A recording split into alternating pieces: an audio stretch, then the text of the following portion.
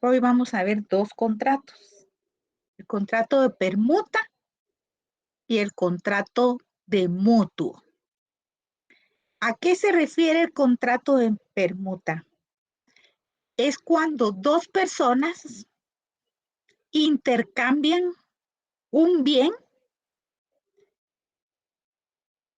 pero lo que se transmiten es el derecho de propiedad de los bienes. Es un negocio que hacen, donde yo te entrego, por ejemplo, un inmueble y la otra parte también le entrega otro inmueble, porque conviene a sus intereses. Por ejemplo, que está más cerca de su lugar de trabajo. Entonces les conviene hacer ese intercambio de propiedades. Por ejemplo, puede ser toda clase de bienes, no solo inmuebles. Puede haber intercambio de bienes, por ejemplo, de vehículos, de motos, en fin, de bienes muebles. La ley no determina si es solo bienes inmuebles, sino que toda cosa que pueda ser objeto de intercambio y que eso convenga a los intereses de las partes. El contrato de permuta. Aplican las normas de la compraventa. Por ejemplo, si hay intercambio de bienes inmuebles, tienen obligación ambas partes que el bien que están transmitiendo está libre de gravámenes y de vicios ocultos. Siempre se establece la cláusula del saneamiento por aquello que alguna de las partes haya ocultado que el bien inmueble que está transmitiendo tenía, por ejemplo, una hipoteca. ¿Sí? Entonces, está obligando al saneamiento de ley que la ley establece también en el caso de la compraventa. Entonces, el contrato de permuta es sencillo, sus elementos que vamos a ver, su regulación legal también no es muy extensa y por supuesto los requisitos del contrato de permuta es que tiene que haber capacidad de las partes. Por ejemplo, el que está cediendo, el que está participando en esta negociación, ambas partes tienen que tener la capacidad para poder realizar el negocio, ¿verdad? Con plenas facultades para poder hacer esta clase de negocio. El consentimiento. A nadie puede forzarse a que realice un contrato si no está plenamente convencido de la clase de negocio que está realizando y el objeto lícito, ¿verdad? La ley no establece solo inmuebles, sino toda clase de bienes que están dentro del comercio de los hombres. Y el otro contrato que es sumamente importante es el contrato de mutuo. Por el contrato de mutuo, una persona le presta a otra bien, dinero, es un prestamista que le da a otra persona en préstamo bajo condiciones previamente platicadas entre las dos partes y se pusieron de acuerdo, le presta una cantidad de dinero. Establece en el negocio bajo qué condiciones está haciendo ese préstamo. Y la otra parte, bien enterada de las cláusulas, de las condiciones del contrato, pues hace el préstamo y se obliga a pagarlo en el tiempo, en las condiciones que le prestaron el dinero. Ese es un contrato de mutuo, ¿sí? Es un derecho personal el que surge entre las dos partes, un acreedor y un deudor. ¿Qué diferencia hay entre un derecho personal y un derecho real? A ver quién me explica.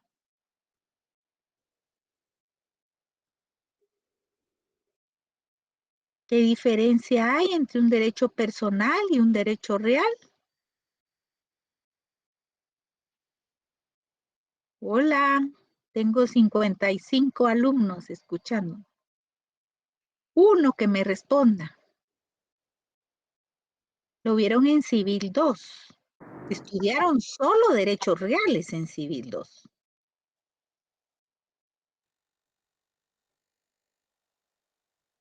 Sí recibieron Civil 2, ¿verdad? Hola, Claudia, Cindy, Nelson, Jacqueline. Gracias, Jacqueline. La escucho. Un derecho personal sería la potestad que tiene una persona para pedir de otra para que haga algo o deje de hacer algo. En cambio, un derecho real sería la potestad que cae, los derechos que recaen sobre las cosas.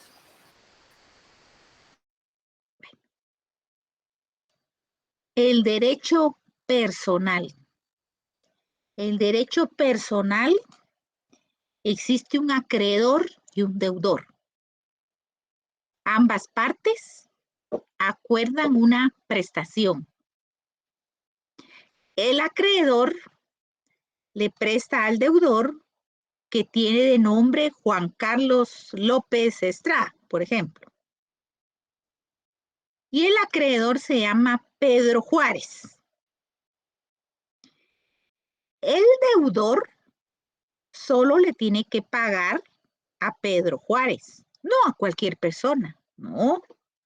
El negocio jurídico lo hizo con Pedro Juárez. Y este Pedro Juárez le va a cobrar el pago de la deuda solo a la parte deudora. Como dije el nombre, ya se me olvidó. Juan Carlos López Estrada. Solo a él puede cobrarle, no a cualquier persona, sino al deudor, al que le prestó el dinero. El vínculo, la relación laboral solo está entre ellos. ¿Por qué se llama derecho personal? Porque solo a la persona determinada se le va a cobrar el incumplimiento de lo pactado. En el derecho real, es un derecho real el que ostenta la persona. ¿Por qué se llama derecho real? Se llama derecho real porque ese es el derecho que va a tener una persona sobre un bien y ese derecho se lo tienen que respetar toda la colectividad de personas. Todas las personas tienen que respetarle el que él es propietario del inmueble que existe en la sexta calle 281, zona 2, por ejemplo. Él compró esa casa, la tiene inscrita en el registro general de la propiedad y es de él. Y tiene el señorío, quiere decir que él puede usar, disfrutar de ese bien como a él le parezca. Es de él el bien. Y lo va a defender frente a cualquier persona que quiera usurpar su casa, invadirle la casa. Y llega un invasor y él tenía desocupada la casa y resulta que se metió un invasor, lo va a denunciar al Ministerio Público para que lo metan preso y lo saquen de su casa, porque tiene su derecho real sobre ese bien. Por ejemplo, también existe derecho real sobre un vehículo. Yo lo compré, tengo la factura de compra que demuestra que yo soy la propietaria. Resulta que fui a hacer un mandado a un centro comercial y cuando salí ya no estaba mi automóvil. Saber quién se lo llevó. Voy a poner la denuncia y aviso a la policía que me acaban de robar mi vehículo y que tiene GPS, se llama, ¿verdad? Que es el que controla vía satélite. Sí, GPS se llama, ¿verdad? Entonces tiene GPS y entonces el GPS reporta dónde está mi vehículo y llega la policía, captura al que se había llevado mi carro, se lo lleva preso y me devuelven mi vehículo. Mi derecho real persiguió a cualquier persona que quiera perjudicarme en mi derecho real de propiedad. Ese es un derecho real, es un señorío. Quiere decir que yo tengo el derecho real sobre un bien y me tienen que respetar mi derecho real frente a cualquier persona. En el derecho personal no, solo existe el vínculo entre parte acreedora y parte deudora. ¿Entendieron la diferencia? Hola, ahí me están escuchando, ¿no? ¿Qué Sí, tal? sí, Dímelo licenciada. bien. Va, ¿entendieron la diferencia? Es que esto es bien importante. Eso lo estudiaron ustedes en Civil 2. ¿Qué es un derecho real y qué es un derecho personal? El contrato de mutuo, existe un vínculo entre dos personas que es un derecho personal. El contrato de mutuo es el que vamos a ver a continuación en la presentación. Van a ver lo que el Código Civil regula sobre el contrato de mutuo, cuáles son las condiciones, qué es lo que la ley establece en esta clase de contratos. Entonces hoy les traigo la permuta y el contrato de mutuo. Veamos las presentaciones.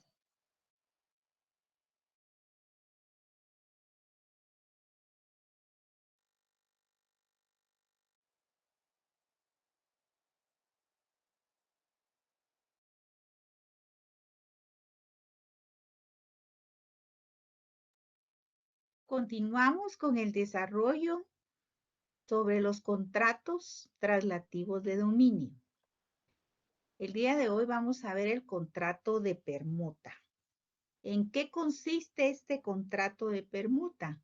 Aquí tenemos también la transferencia del derecho de propiedad, pero en el cual dos personas se han puesto de acuerdo en cambiar sus propiedades, porque así conviene a sus intereses.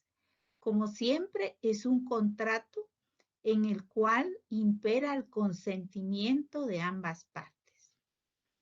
La definición del contrato de permuta es que es un contrato por virtud del cual cada una de las partes transmite a la otra la propiedad de una cosa a cambio de la que a su vez recibe en propiedad. Lo regula el artículo 1852 del Código Civil. La permuta es un contrato por el cual cada uno de los contratantes transmite la propiedad de una cosa a cambio de la propiedad de otra. Cada permutante es vendedor de la cosa que da y comprador de la que recibe en cambio. Y cada una de las cosas es precio de la otra. Este contrato se rige por los mismos principios del contrato de compraventa en lo que fueren aplicables, como por ejemplo el saneamiento, por vicios ocultos o el saneamiento porque existe alguna evicción en alguno de los bienes que están transmitiendo en el derecho de propiedad. En general, el contrato de permuta es muy similar al contrato de compraventa, ya que consiste en un acuerdo entre dos partes, cuyo fin es hacer un intercambio de prestaciones para conseguir un beneficio. El contrato de permuta es aquel por el cual cada uno de los contratantes se obliga a dar una cosa para recibir otra. Esta forma de contrato tiene sus orígenes en la antigüedad. ¿Se recuerdan ustedes cuando se hablaba del trueque?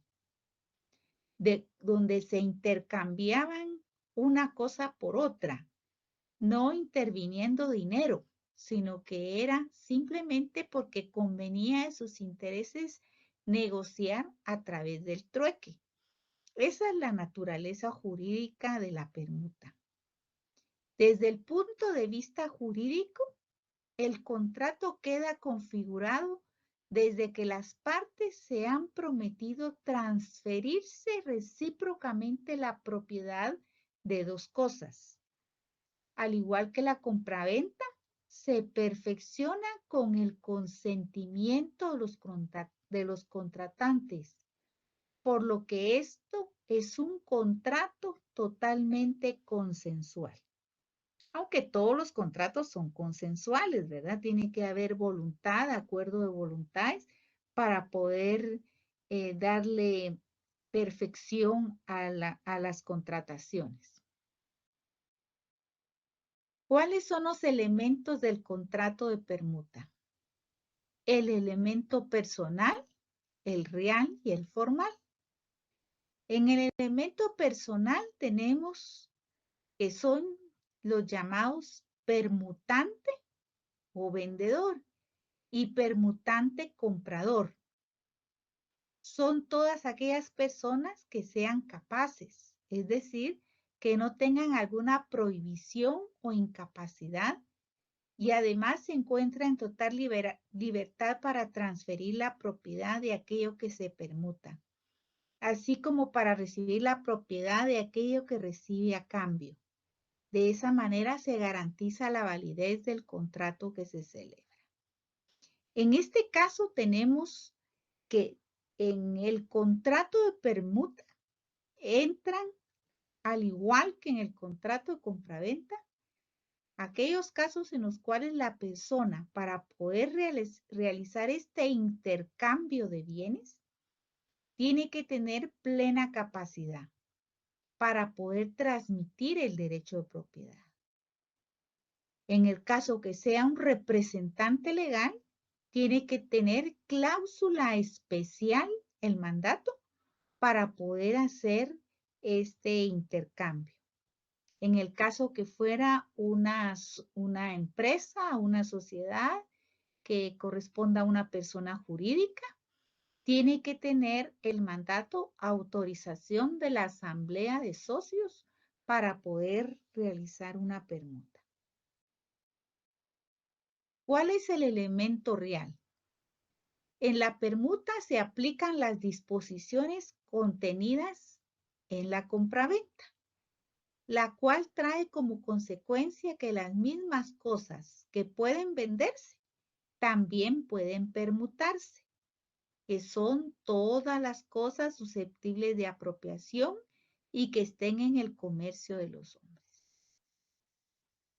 ¿A qué se refiere el elemento formal? Siempre la doctrina establece que la permuta es un contrato típicamente consensual y se perfecciona precisamente por el mero consentimiento de las partes. En este caso no exige ningún requisito de forma para su perfección. Sin embargo, es muy importante tomar en cuenta lo regulado en el artículo 1576 del Código Civil, porque en todos aquellos contratos que tengan que inscribirse o anotarse en los registros públicos, cualquiera que sea su valor, deben constar en escritura pública. Por ejemplo, en el caso de los bienes inmuebles, siempre debe inscribirse en el Registro General de la Propiedad y en consecuencia tiene que cumplir con el requisito formal de que sea elaborado a través de una escritura pública. ¿Cuáles son los requisitos del contrato de permuta? Pues los mismos que hemos estado utilizando en todos los negocios jurídicos para establecer su validez. Los regulados en el artículo 1251 del Código Civil. ¿Y cuáles son? capacidad, consentimiento y objeto lícito. Sobre la capacidad, es la facultad que tiene el titular del derecho para poder disponer de sus bienes. Si es capacidad de goce, son menores de edad, pues en este caso tiene que tenerse la aprobación judicial para poder realizar cualquier transferencia del derecho de propiedad que pertenece a un menor. Y por supuesto, si es persona jurídica, como lo habíamos dicho, tiene que tener el mandato autorización de la Asamblea General de Socios. Y en el caso de personas en estado de interdicción, pues tiene que contarse con autorización judicial. En el caso que sea la capacidad legal, tienen de manera individual, tienen que ser personas mayores de edad que no se encuentren en estado de interdicción.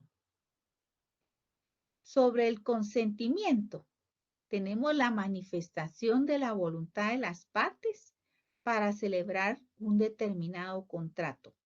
No debe de adolecer de ningún vicio del consentimiento para que surta sus plenos efectos. El objeto lícito. El objeto como elemento esencial del negocio, la cosa debe reunir los caracteres de toda prestación obligatoria, es decir, la posibilidad, licitud y determinación.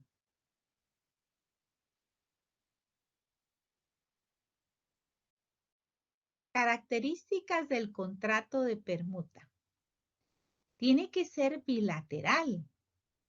Ambas partes se obligan recíprocamente.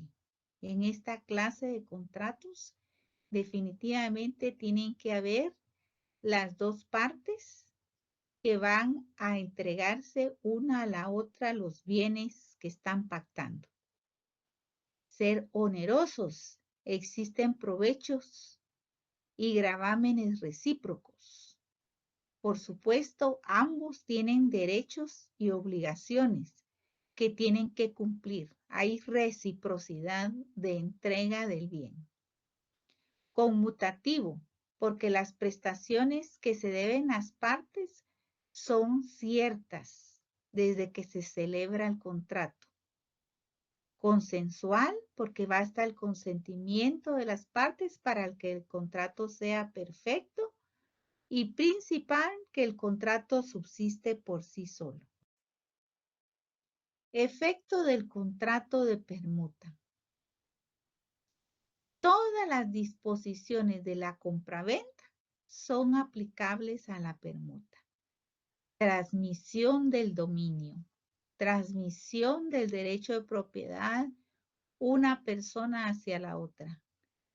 Custodiar la cosa en tanto se entregue y entregarla en el tiempo, lugar y forma y sustancia convenidos, haciendo esa entrega de manera real y por supuesto jurídica a través del documento con el cual se acredita la transferencia de este derecho. El artículo 1854 de nuestra ley dice: el permutante que sufre evicción de la cosa que recibió o que la devuelva en razón de sus vicios, puede reclamar a su elección la restitución de la cosa que dio, si se halla aún en poder del otro permutante o el valor de la cosa que se le hubiese dado en cambio con el pago de daños y perjuicios. Por supuesto, hay un derecho de obligación del saneamiento, que la persona que se vea perjudicada por una situación de esta índole tiene todo el derecho de reclamar, porque si se le está dañando en su derecho patrimonial, tiene el derecho de accionar en contra de la persona que le ha afectado en sus derechos y que no ha cumplido con el compromiso contractual. Y hasta ahí tenemos el contrato de promesa. Ahora vamos a ver el contrato de mutuo. El contrato de mutuo, otro de los contratos traslativos de dominio. Vamos a ver en qué consiste. Su definición es que es un contrato por el cual el mutuante o prestamista se obliga a transferir la propiedad de una suma de dinero o de otras cosas fungibles al mutuario o prestatario, quien se obliga a devolver otro tanto de la misma especie y calidad. En esta clase de contrato de mutuo, esto es muy común. Lo vemos muchísimo que las personas celebran en los bancos contratos de préstamo o bien con particulares. Este contrato de mutuo, según la definición de Osorio, de Manuel Osorio, dice como el contrato en que una persona entrega a otra una cantidad de cosas que esta última está autorizada para consumir, con la condición de devolverlo en el tiempo convenido, igual cantidad de cosas de la misma especie y calidad. En el contrato de mutuo es un contrato de préstamo, de dinero o bien de otra clase de cosas, ¿verdad? Todas las cosas que están dentro del comercio de los hombres pueden ser objeto de mutuo. A través del mutuo hay una transferencia de ese bien, o sea, de ese dinero o de esa cosa que le está siendo prestada. Y la persona puede utilizarla y consumirla, por supuesto, el dinero lo pueden utilizar, pero con las condiciones contractuales de devolverlo, según lo que han acordado las partes en el contrato. El artículo 1942 del Código Civil nos dice: por el contrato de mutuo, una persona entrega a otra dinero u otras cosas fungibles, con el cargo de que se le devuelva igual cantidad de la misma especie y calidad. ¿Se recuerdan cuando estudiamos el tema de los bienes? ¿Qué son los bienes fungibles y los bienes no fungibles? Los fungibles son aquellos que pueden ser sustituidos por otros de la misma especie, calidad y cantidad. ¿El dinero será un bien fungible? Por supuesto que sí. Puede ser devuelto por otro de similar existencia, ¿verdad? ¿Cuál es la naturaleza jurídica? De acuerdo con su concepto, el contrato de mutuo es traslativo de dominio, ya que produce la salida de determinadas cosas de la esfera jurídica de una persona mutuante para ser transferida a la de otra persona mutuario. ¿Por qué? El mutuante presta el dinero y una vez ese dinero le es prestado a otra persona, va a pasar al dominio de ella para que ella pueda disponer según sus necesidades de ese dinero. ¿Sí? Pasa al mutuario. Por eso hay una transferencia del dominio. ¿Sí? Porque el dinero es prestado para que lo utilice el mutuario. El artículo 1943 del Código Civil dice: la cosa objeto de mutuo se transmite para su consumo al mutuario y queda a su cargo la mejora, deterioro, depreciación o destrucción que sobrevenga después. ¿A qué se refiere este artículo? Como las cosas fungibles son las que pueden ser objeto de mutuo, el dinero es lo más común, pero también puede ser a través de mutuo otra clase de bienes, para que una persona la utilice. Por ejemplo, que sean bienes muebles. Un vehículo puede ser objeto de mutuo. Entonces, ese vehículo pues, tiene, por el uso, va a tener depreciación, puede tener destrucción, ¿verdad? Que haya un accidente y se destruye el bien. En fin, a eso se refiere este artículo 1943. Pero debe entenderse que esta transferencia de la propiedad no es la misma que es realizada en la compraventa, porque en el mutuo el traslado de la propiedad es medio para el consumo y no fin de la relación jurídica creada. En otras palabras, en la compraventa y otros contratos como la permuta y la donación, la traslación de dominio es el fin del contrato, es el objetivo mismo. En el contrato de mutuo, en cambio, es un medio para otro fin distinto, que es el consumo. O sea que el mutuante transfiere el dominio al mutuario para que éste pueda usar y consumir los bienes que se le han dado a mutuo en préstamo.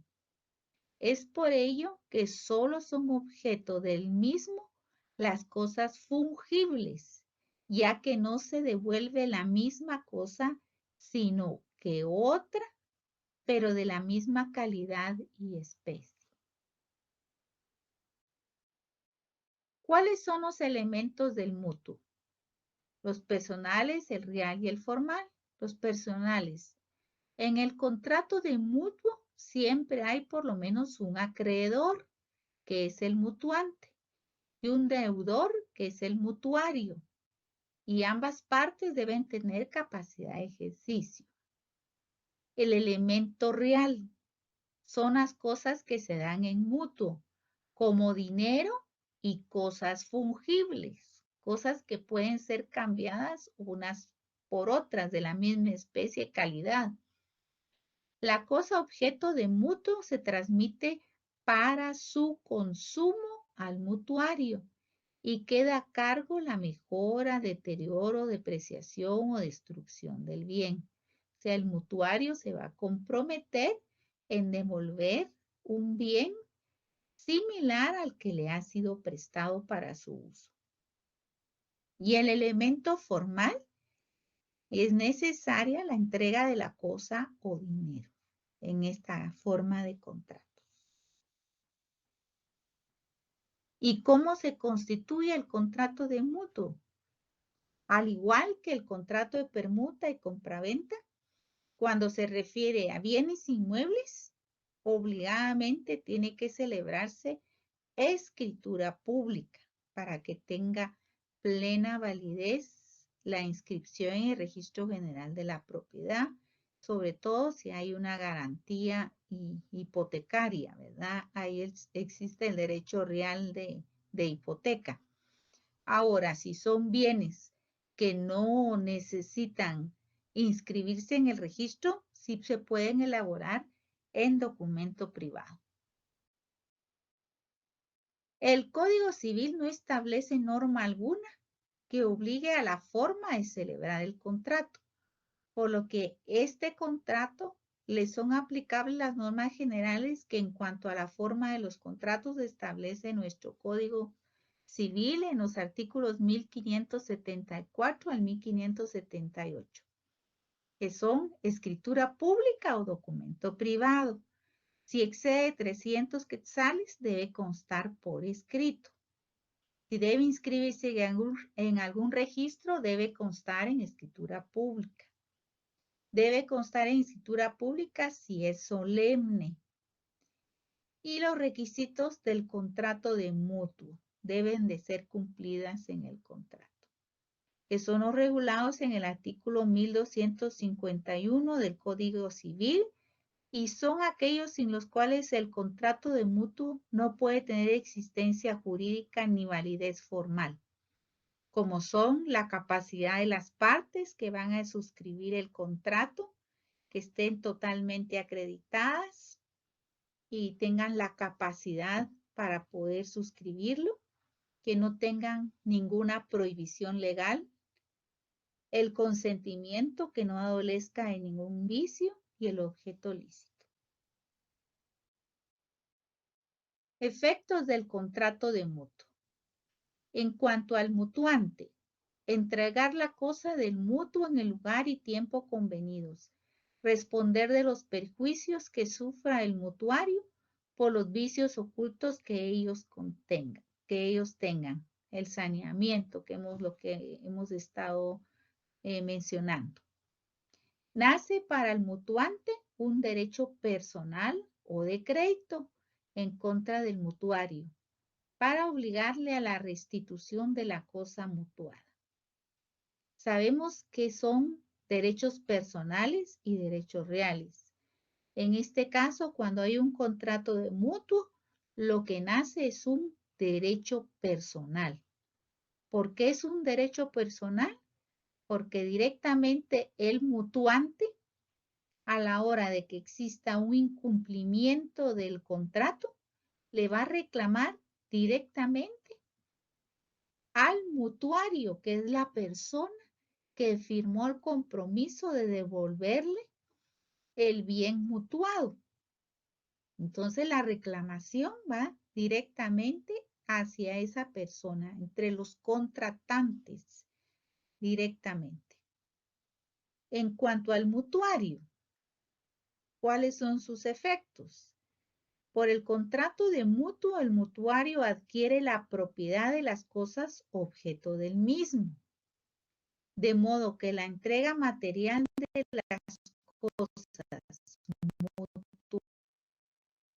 es restituir la cosa mutuada en el término convenido, devolviendo al mutuante igual cantidad de cosas de la misma especie y calidad que le fueron prestadas. En caso de restitución en especie, el mutuario debe tener la propiedad de lo que devuelve y tener capacidad para disponer de la cosa y quedar obligado ante el mutuante al saneamiento de lo entregado en pago.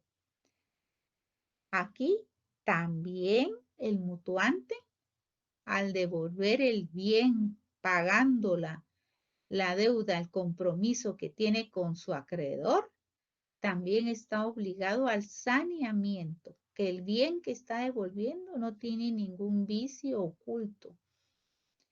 El pago o restitución debe hacerse al vencimiento del plazo convencional. Y si en el contrato no se estableció, se entenderá que es de 6 meses para los préstamos en dinero y en la fecha de la próxima cosecha si se tratare de cereales y en fin, otra clase de bienes que están comprometidos, ¿verdad? De la cosecha. Eso lo dice nuestra ley. Modalidades. Existe el contrato de mutuo gratuito o simple. Este es en el caso de que por acuerdo de los contratantes, el mutuario no está obligado a pagar ninguna contraprestación por lo recibido. El acreedor no puede exigir el pago antes del vencimiento del contrato, según el artículo 1956. Pero el mutuario sí puede obligar al acreedor a recibirlo antes de esa fecha. En el caso gratuito o simple, es porque no está cobrando intereses el mutuario, el que está prestando el bien. Y en el caso de que sea oneroso o con intereses, es cuando el mutuario se obliga a pagar una retribución que puede consistir en una calidad de dinero u otros bienes conforme lo convenido en el contrato. Aquí sí, en el contrato se establecen cuáles son los intereses que van a ser cobrados. O sea, esas son las dos modalidades.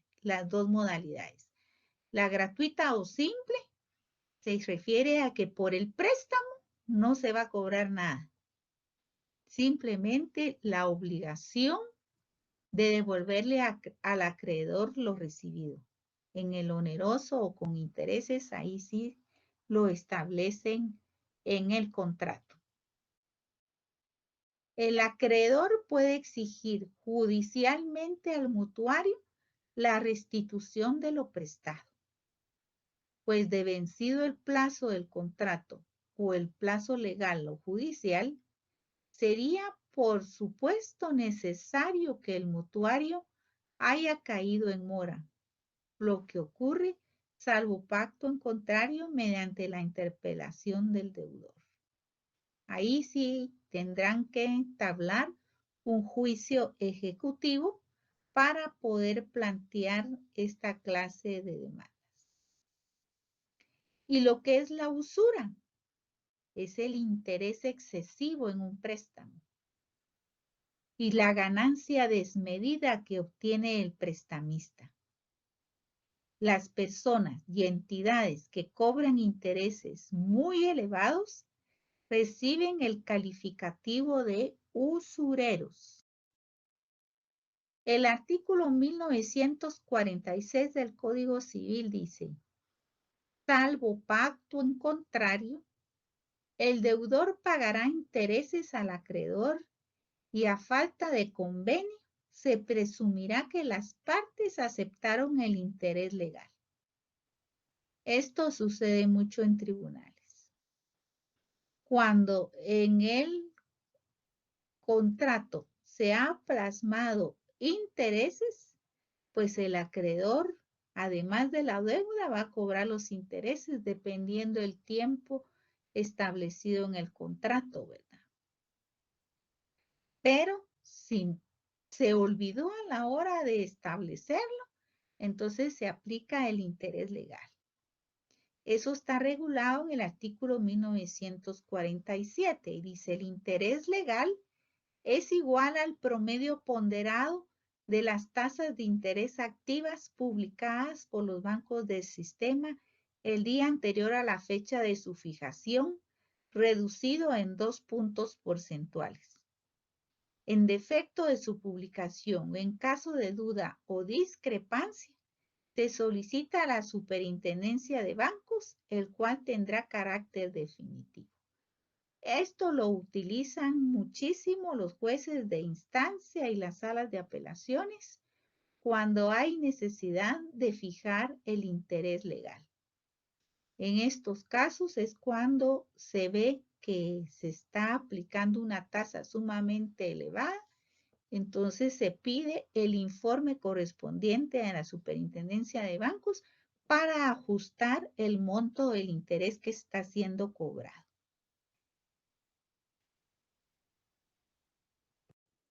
¿Y qué es el anatocismo? Es la capitalización de intereses, que es la acción de cobrar intereses sobre los intereses derivados de un crédito. Esto está prohibido por la ley. El artículo 1949 del Código Civil dice: queda prohibida la capitalización de intereses. Se exceptúa las instituciones bancarias que se sujetarán a lo que sobre el particular establezca la Junta Monetaria. Lo que sucede con los bancos es que existe la ley de bancos y grupos financieros. Ellos tienen su ley específica que lo regula. Entonces, además del Código Civil, hay que aplicar específicamente la ley de bancos cuando son instituciones bancarias. Ahora, si el contrato de mutuo se celebró con un particular, pues sí, definitivamente solo se aplica el Código Civil. Y muchas gracias. Platicaremos a continuación sobre las dudas que se les hayan presentado de los temas que hemos tratado el día de hoy.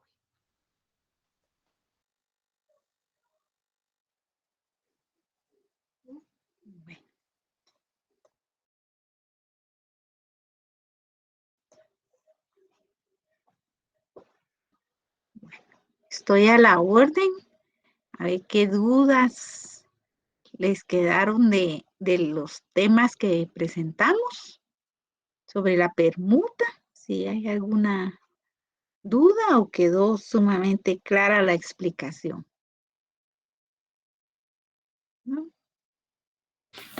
Yo tengo una duda. Sí. En el contrato de mutuo, en el que dice gratuito o simple. Con el mutuo está ahorita. Esa tenía duda. No. Sí, este contrato de gratuito o simple dice que pues es una obligación de devolver lo prestado. Sí, Pero aquí algún documento podría ser un pagaré, algo así. sí. Ese es un título de crédito, el pagaré, sí. Pero para demostrar que es sin intereses, pues lo más conveniente es que sea un contrato escrito con cláusulas. Porque si es solo el pagaré, a la hora de ejecutar, sí cobrarán intereses, ¿no? Muchas gracias. O sea, para demostrar que es gratuito, tendría que existir un documento donde conste eso. Porque si no hay prueba, se le aplica por lo menos el interés legal, ¿verdad? Se le aplicaría el interés legal. Ya no sería gratuito. Solo quedó en palabras. Y en palabras, a la hora de un cobro judicial, no es prueba. No es prueba, salvo que exista confesión judicial. Bueno, Gracias, Lick. para servirle. Diego Samuel, buenas noches. Licenciada, buenas noches. Yo tengo una duda acerca del contrato de permuta. Acá usted indica que las partes se obligan a darse cosas mutuamente. ¿Sí? Sin embargo, no sé si todavía es posible porque yo he escuchado casos acerca de que estos contratos de permuta lo hacen, por ejemplo, con plazas. Por ejemplo, Bueno, en el ámbito laboral. ajá, Sí, pero también existe de bienes. Ustedes en ay, derecho notarial van a estudiar nuevamente, pues no los artículos, porque aquí ya los vimos, pero les van a enseñar a elaborar una estructura de permuta. ya. Y Ujú. otra licenciada que tenía, las cosas que las personas, el permutante y el permutante vendedor y el permutante comprador se dan, deben de ser de la misma, ¿cómo decirle?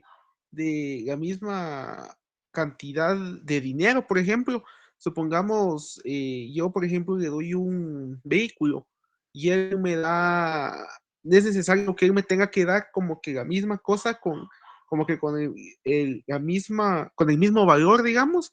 O si yo, por ejemplo, él me da una moto y él me da un carro, ¿es posible si yo acepto, digamos? Sí, por supuesto. Eh, puede haber, además del bien, dinero para que sea, pero sí, el título de propiedad usted lo va a transmitir Ya. y él le va a dar el vehículo. Digamos, usted le da la moto y le da dinero y él le va a dar el vehículo. Por ejemplo, ¿verdad? Puede haber Ya. los contratos, como hemos estado estudiando, establecen la voluntad de las personas. El contrato de permuta se refiere a bienes en los cuales se transmiten el derecho de propiedad. Esa es una permuta. El derecho de propiedad que transmiten las dos partes. En el caso, por ejemplo, una moto, está su nombre, el vehículo está a nombre de la otra persona. Usted se ponen de acuerdo en que él le recibe la moto y dinero y usted le transfiere el derecho de propiedad de la moto y él le transfiere el derecho de propiedad de un automóvil, por ejemplo. Sí hay permuta de dos bienes, aunque por no tener el mismo valor, usted también va a dar dinero, ¿verdad? Es parte Ya. de la negociación. Esa era mi duda, licenciada. Sería mixto, sería un contrato mixto. La permuta se refiere a trasladar el derecho de propiedad. Ambas partes trasladan el derecho de propiedad sobre un bien. Licenciada, y otra duda que me surge, al plasmar el contrato de permuta en escritura pública, ¿se tiene que especificar que es mixto, digamos que yo diga moto y aparte dinero? Sí, el contrato lo tiene que decir. Tiene que decir definitivamente en qué consiste el negocio jurídico celebrado. Muy bien. Y cuáles son las condiciones de ese negocio jurídico que están celebrando. Ya. Ya, Ujú. gracias, esa era mi duda. Gracias. Vaya, muy bien, Diego. Es parte de los negocios que pueden realizar, ¿verdad?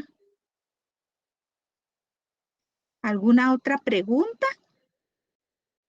¿Quedó muy claro el contrato de mutuo? Como siempre lo he mencionado, el Código Civil nos regula los contratos entre particulares. Si es con una institución bancaria que se lleva a cabo la negociación del contrato de mutuo, en ese caso aplica la ley de bancos y grupos financieros. Ya no el Código Civil, porque ya los bancos tienen su propia ley ordinaria.